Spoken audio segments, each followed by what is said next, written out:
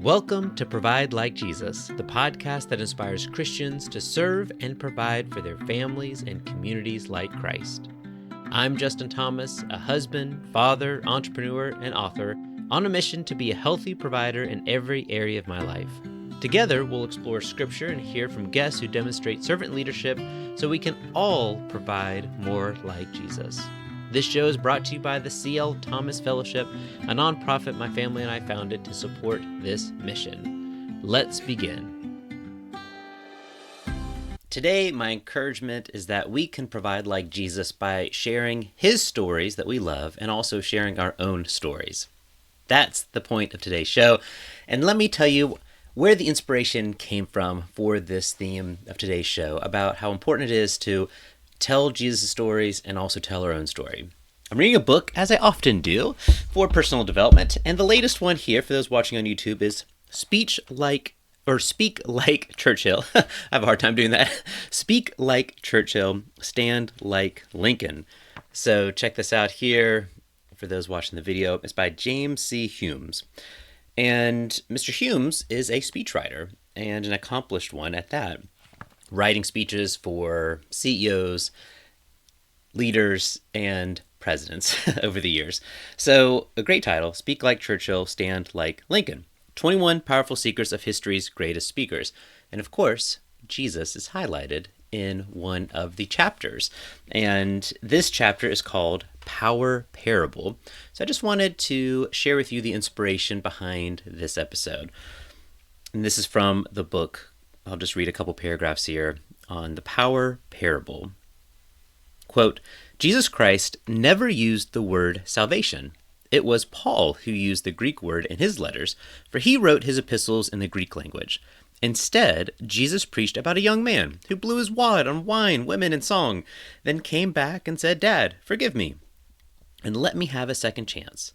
That is salvation expressed in a story. Do you think those illiterate shepherds and fishermen would have understood the word salvation? It would be like using the word synergy when speaking to a bunch of cowboys about the combined effect of roping and branding on the ranch. People cannot picture words like salvation or synergy. And he concludes with this point. Years after the death of Jesus, his disciples remembered his sermons and delivered the recollections when the New Testament was being written. Why? Because Jesus spun parables to explain abstract virtues. So this is the inspiration of today's show. We should learn Jesus' parables and also so that we can share them with others with joy.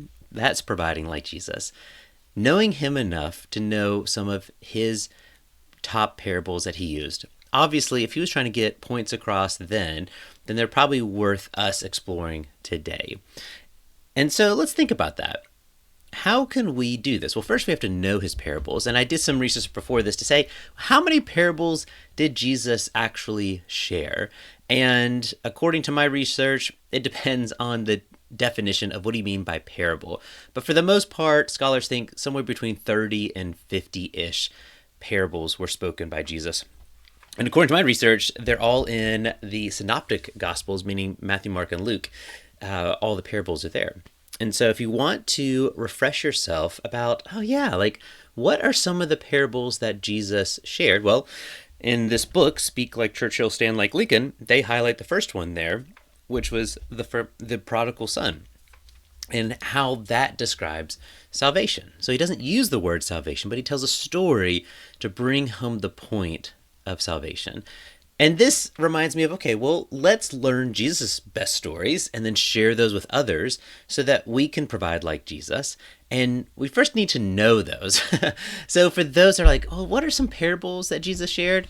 Here are some that I wrote down to share. So we have we just mentioned the parable of the prodigal son. That's in Luke 15:11 through 32. So you can check that one out.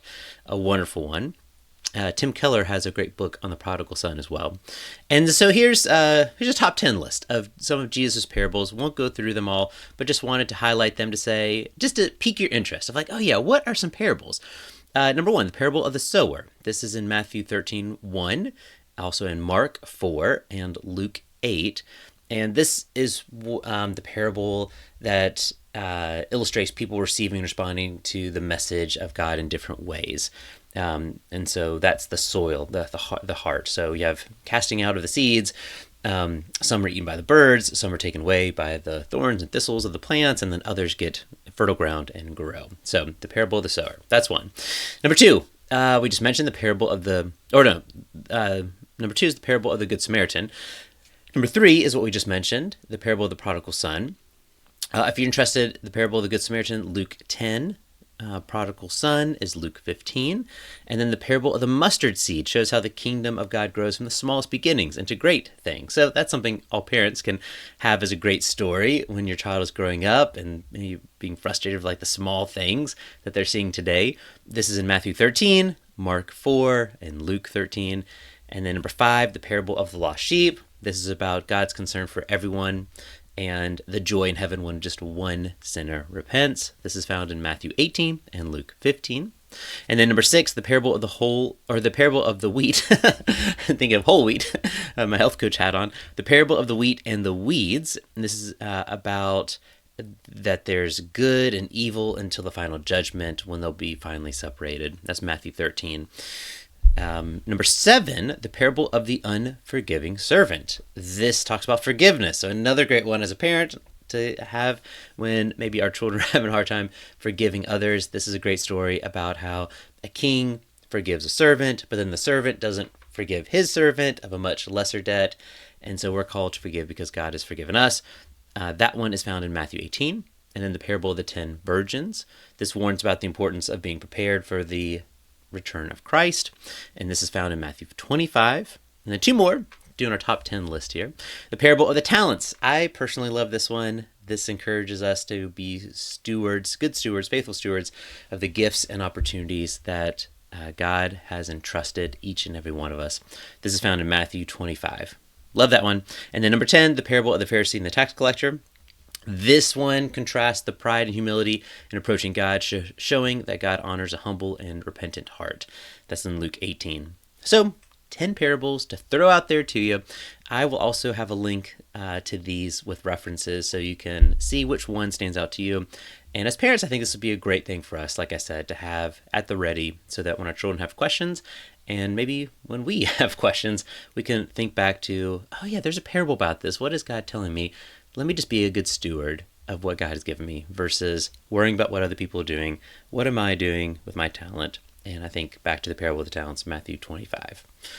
So that's one. And I thought, well, what's an episode about the importance of sharing your story if I don't share a story? And so something recent that happened to me, if I wanted to remind myself and encourage other parents about how important it is to be healthy and also to find joy in being healthy, here's a story for you.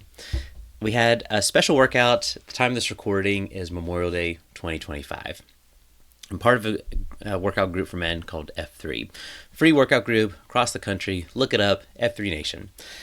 So typically we have workouts very early in the morning, 5:30 a.m. to 6:15. But on holidays like today, sometimes we will have a later workout and invite kids, we call 2.0s, to join the dads for a workout.